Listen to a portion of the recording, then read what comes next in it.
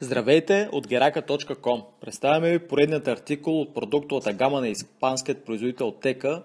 Това е иноксова кухненска мивка от серията Teka Centroval M528. Мивката е с овална форма и има борд за отвор за смесител. Освен това, коритото е с големина FIT 38,5 см, а дълбочината му е 18 см. Виждате отблизо как изглежда. В момента е монтиран сифона, както и логото на Teka в десния край, където е отворена сместеля. Мивката си има и вътрешен преливник в коритото. В цената и в комплекта са включени сифон горна и долна част, валвидата към преливника, щипките, уплътнението и не се налага да се закупува нищо допълнително за монтажа или експлоатацията й.